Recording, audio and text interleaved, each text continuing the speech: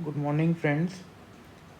अब हम लोग कंटिन्यू करेंगे एक ज़रूरी फैक्ट जो एपी के बारे में होता है। अगर हम लोग kth टर्म फ्रॉम बिगिनिंग लेते हैं और kth टर्म फ्रॉम लास्ट लेते हैं तो उनका जो सम होता है ना, वो हमेशा कांस्टेंट होता है। इसका मतलब क्या है? इसका मतलब है कि जैसे हमारे पास एक एपी है 2, 5, 8, 11, 14, 17। तो kth टर्म फ्रॉम बिगनिंग में k को मान लेता हूँ 2। तो अगर k 2 है तो ये kth टर्म फ्रॉम बिगनिंग क्या हुआ? 5 हुआ सेकेंड टर्म फ्रॉम बिगनिंग, और सेकेंड टर्म फ्रॉम एंड क्या हुआ? 14। तो 5 + 14 अगर करेंगे वो क्या आया बताओ? 19 आया। ठीक है। अब अगर हम लोग थर्ड टर्म फ्रॉम बिगिनिंग करें और थर्ड टर्म फ्रॉम एंड करें वो क्या आएगा? 8 + 11, ये भी 19 आएगा। और ये जो सम होता है वो कांस्टेंट किसके बराबर होता है? वो होता है हमारा first term plus last term. तो फर्स्ट टर्म क्या है? 2 और लास्ट टर्म क्या है? 17। तो a + l क्या है? 19। तो मैथमेटिक्स में हम लोग इसको कैसे रिप्रेजेंट करेंगे? kth टर्म फ्रॉम बिगिनिंग को tk plus Tn-k+1 is equal to a + l। ठीक है।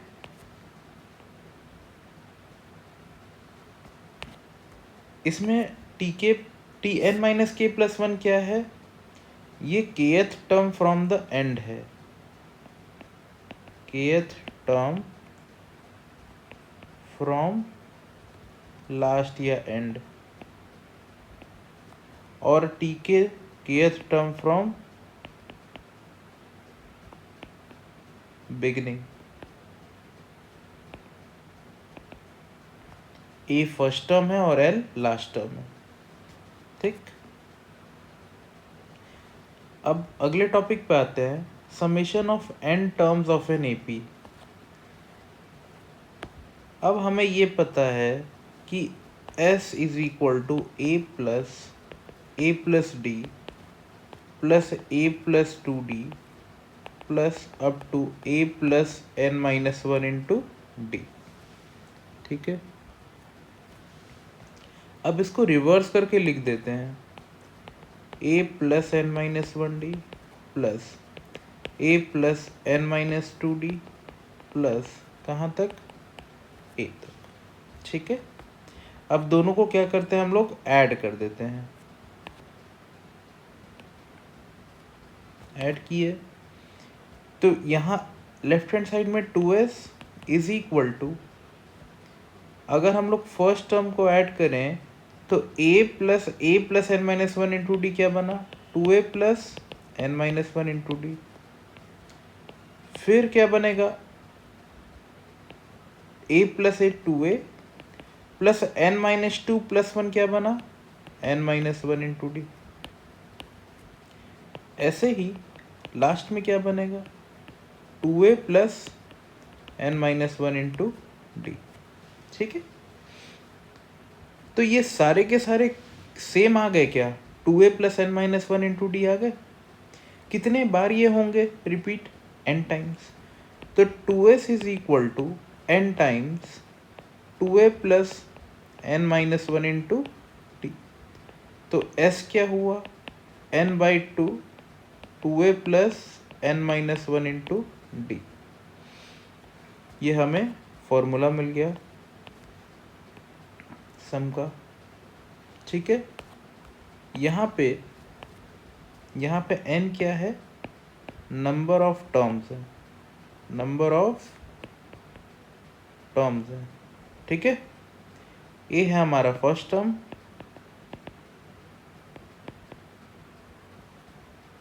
डी है कॉमन डिफरेंस।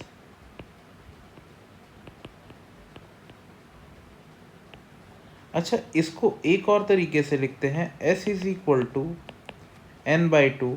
अब इसको मैं 2a को a + n-1 इंटू डी भी तो लिख सकता हूँ। ठीक है। और a plus n minus one into D हमें पता है लास्ट टर्म होता है n/2 a प्लस l, ठीक है। तो s is equal to n/2 a plus l, नहीं तो 2a plus n minus one into D, ठीक है। ये दोनों फॉर्मूला इंपॉर्टेंट है।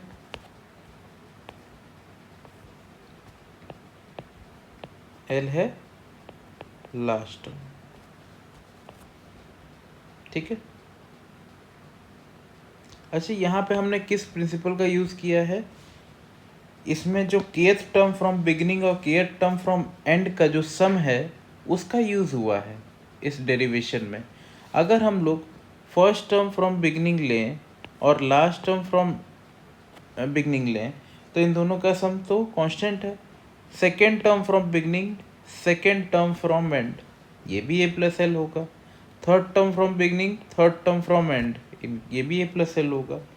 तो ये क्या फाइनली हमको मिला n times a plus L 2s के बराबर। तो s क्या आया n/2 a प्लस एल, ठीक है। ये क्लियर हुआ सबको? दो क्वेश्चन है, इनको ट्राई कर लेते हैं।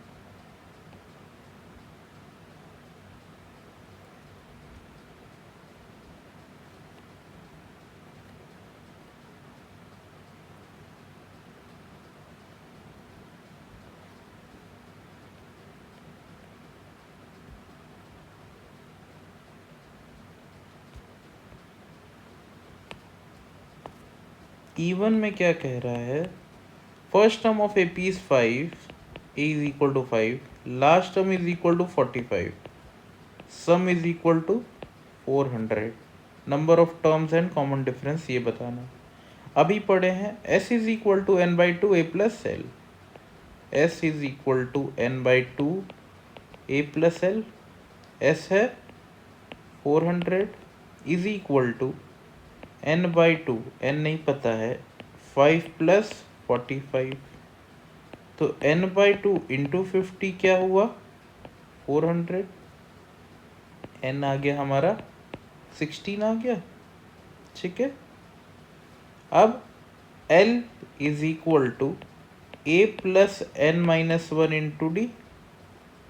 तो l क्या है हमारा 45 is equal to 5 plus n है 16 माइनस 1 15 इंटू डी, ठीक है।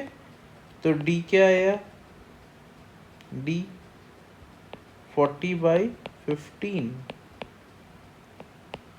8/3, d इज इक्वल टू 8/3, ठीक है। इसको मिक्स्ड में लिख सकते हैं 2/3, ठीक है। क्लियर हुआ E1। E2 देख लेते हैं।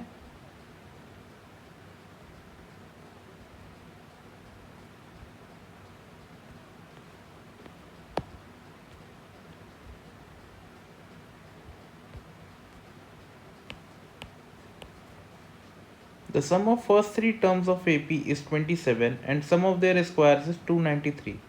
Find first term and common difference of AP. हम लोग तीन टर्म्स AP के ले लेते हैं, a माइनस डी, a और a plus D. Sum of first three terms, इनका सम क्या होगा?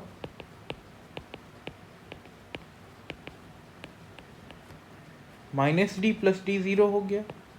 3a is equal to 27, a is equal to 9, ठीक। Sum of their squares, a minus D whole square plus a square plus a plus D whole square equal to 9।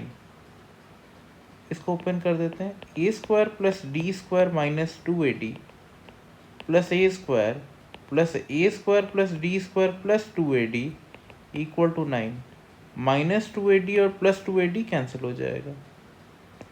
3a square plus 2d square is equal to 9। a हमें 9 मिल गया है, तो 3 into 81 plus 2d square equal to 293। यहाँ पे ये 9 नहीं है, ये 293 है। ओके 293।